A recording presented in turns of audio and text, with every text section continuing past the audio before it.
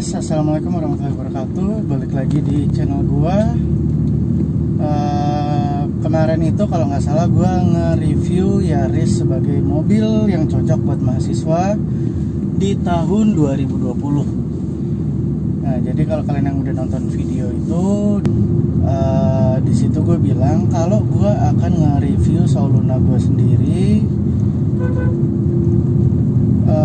Untuk apakah Souluna termasuk salah satu mobil yang cocok kita gunakan atau masih kita rawat di tahun 2020 dan apa alasannya. Ya, jadi video ini ya gue tag saat lagi pandemi wabah coronavirus. Ya, kalian bisa lihat gue pakai masker. Ini gue tag bukan karena gue demi konten. Sekali lagi ini gue bukan demi konten. Jadi gue harus beli bahan makanan. Oke, jadi pertama-tama gue mau nge-share pengalaman pribadi gue dulu mengenai mobil ini.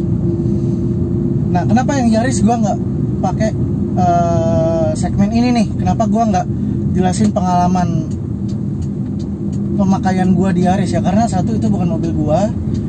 Kedua, gue nggak ikut nge-servis mobil itu. Hanya beberapa part-part yang sangat kecil lah yang gue ganti di mobil itu. Jadi mobil ini gue beli tahun 2014, 25 Januari 2014, gue ingat banget. Di situ permasalahan pertama yang muncul adalah power window-nya.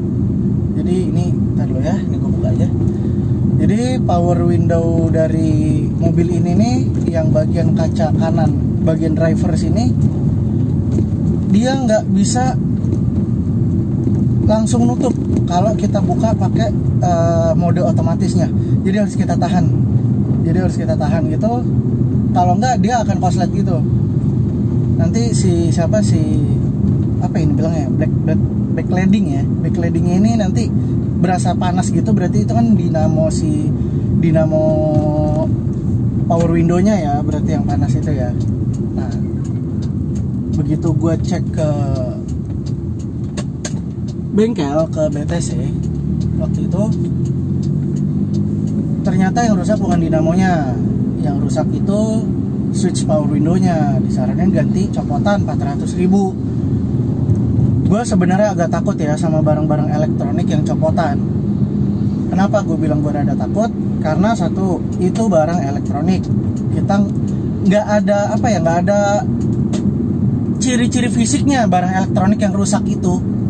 Ya kayak contohnya handphone. Kalian beli handphone, pasti awalnya keadaan mati. Sama handphone yang rusak, yang nggak bisa nyala, kan sama bentuknya. Nggak ada ciri-ciri fisik gitu. Itu yang bikin gue takut. Akhirnya gue bilang, ini bisa dibenerin nggak? Akhirnya bisa dibenerin. Ternyata switchnya itu ada yang patah, jadi dia nyangkut terus. Itu dilem, oke, udah bener akhirnya. Lalu permasalahan lama timbul, RPM ngedrop. Ya, itu sampai jadi 2 bagian kalau nggak salah ya di channel gue ini. Ada 2 part tentang mengatasi RPM Souluna yang ngedropnya itu bahkan sampai mati. Begitu kita injak kopling, RPM ngayun, ngedrop. Wow. Gue juga demen motor nih. Ya, jadi masalah RPM ngedrop itu, menurut beberapa sumber yang gue baca, menurut teman-teman komunitas gue juga, salah satu penyebabnya itu adalah map sensor, dimana map sensor itu ditandai dengan ciri fisik bagian bawah map sensornya itu lengket. Itu bisa ada di video sini lah. Itu ciri-ciri map sensor. Yang kedua, bisa jadi ISC-nya kotor, atau ISC-nya malah yang udah bermasalah. Kalau ISC yang udah bermasalah, siap-siap dihantui lah. karena ISC itu sekarang tuh udah susah banget barangnya, dan katanya ada perbedaannya antara matic sama yang manual. Itu barang udah susah banget, dan harga barangnya itu bisa 1 juta lebih. Terus itu sih penyakit saw luna yang umumnya ditemuin itu doang sih, masalah RPM itu. Oke, terus apa ya, review. Oke, jadi menurut data yang gua temuin di banyak artikel, saw luna ini seperti yang kita tahu menggunakan mesin A series dari Toyota. A series di sini jenisnya banyak, ada 7A, 7A FE, terus 5A, yaitu mesin saw luna ini 5A FE, dan masih satu saudara sama mesin mobil legendaris buat drift, yaitu Corolla AE86 yang mesinnya itu 4AG. Oke, dari segi mesin itu dengan kapasitasnya yang 1500 cc, mobil ini diklaim punya tenaga sebesar 96 sampai 97 horsepower. Ya, untuk torsinya gua nggak dapat ya data mengenai torsi mobil ini, jadi gua nggak bisa sebutin torsi mobil ini berapa. Kalau teman-teman ada yang punya informasi mengenai torsi maksimal dari saw luna ini, bisa di komen di bawah. Lalu kaki-kaki ya, kaki-kaki ini yang belakang dia menggunakan solid axle coil. Ya, coil kaki-kaki belakangnya ini suspensinya pakai per spiral, menghubungkan antara sasis monokoknya sama as roda belakang, as balok. Dan kaki-kaki depannya ini menggunakan McPherson. Apa itu kaki-kaki McPherson, apa itu double wishbone, apa itu semi trailing arm, itu semua gue bisa tahu dan gue bisa mahamin konsepnya itu dari game yang mungkin videonya diupload setelah video ini. Jadi dengan tenaga 97 horsepower dengan cc 1500 tadi itu, Toyota mengklaim pada awal mobil ini baru keluar, konsumsi bahan bakarnya untuk dalam kota bisa 1 liter 13 kilo dan luar kota bisa 1 liter 17 kilo. Nah, seperti yang kalian lihat, ini untuk tipe GLI dia udah ada RPM di sebelah kanan. Untuk yang XLI nggak ada ya.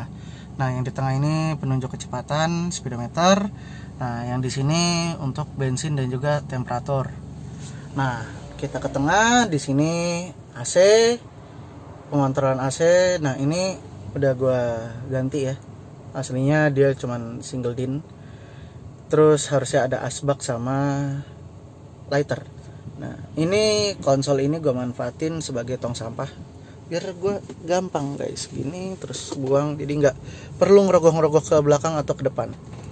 Nah, kita ke tengah sini. Di sini ada 2 buah cup holder yang ukurannya juga kecil banget. Ya, hujan. Rem tangan masih biasa, ini copot lagi. Ya, persneling manual. Nah, di sini penyimpanan hanya ada ini guys. Ya, jadi mobil ini banyak yang dikurang-kurangin. Kayak contohnya jam. Mobil ini gak ada jam digital dan untungnya gue ganti head unit dapat jam di sini. Oke, di situ ada penyimpanan yang cup aja nggak masuk ya. Botol minum sama di kanan dan di kiri nggak sama. Jadi dia nggak bisa masuk botol. Dan ini hanya segini cuy. Tuh. Kanan dan kiri. Oke, kita pindah ke belakang. Nah, jadi bangku belakangnya ini, mohon maaf ya gue ngerekamnya begini karena gue mencoba untuk tidak turun dari mobil.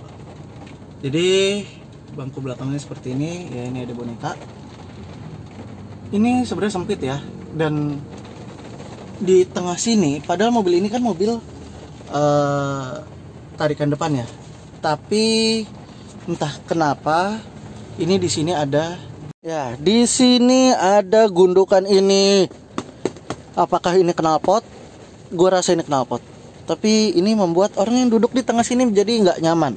Udah di sininya naik dan di sininya nyembung, dan juga di senderannya juga cembung. Jadi yang nyaman hanya yang penumpang di belakang kiri dan belakang kanan. Lalu kaca spion dalamnya dia udah yang begini ya, udah yang pakai mono, apa sih ini namanya, gue lupa nih, yang begini nih. Jadi pokoknya kalau kita kesilauan ini tinggal kita naikin begini, dan ya cahaya yang mantulnya itu bisa diredam. Nah, untuk kelegaan kabin, oke, untuk kelegaan kabinnya sendiri, mobil ini nggak selega adiknya, yaitu Vios dan Yaris. Mobil ini jauh lebih sempit dibanding Vios dan Yaris. Makanya sebenarnya gue lebih enjoy sekarang jalan kemana-mana naik Yaris Matic gitu. Ya meskipun tarikannya Matic ya, kita nggak bisa berharap banyak sama tarikan Matic Toyota di zaman itu. Oke, untuk bagian mesinnya, kalian yang baru join di channel gue atau baru nonton video gue ini, bisa lihat video gue yang lain ada di bawah ya. Kalian tinggal swipe sedikit, nanti insya Allah ada video-video gue, atau kalian bisa lihat website. Jadi kalian bisa lihat channel gue, di situ banyak mesin Soluna gue dijadikan konten. Lalu kesimpulan video ini, Soluna adalah mobil tahun 2000 sampai 2003 yang akhirnya digantikan oleh Vios dan Yaris. Mengusung mesin 1500 cc 97 HP dengan torsi yang gua sendiri nggak tahu berapa. Toyota mengklaim mobil ini memiliki konsumsi bahan bakar yang cukup irit di zamannya, yaitu 1 liter 13 kilo untuk rute dalam kota dan 1 liter 15 kilo sampai 17 kilo untuk luar kota saat masih baru. Lalu untuk varian dari mobil ini terdapat manual dan matic, dimana yang manual memiliki tipe XLI dan yang matic hanya tipe GLI aja, dan juga S Limited atau SLI. Oke, gua rasa itu dulu ya video hari ini. Sekarang gua mau ngisi bensin mobil, kamera gua matiin. See you in the next video, gua cabut, bye bye.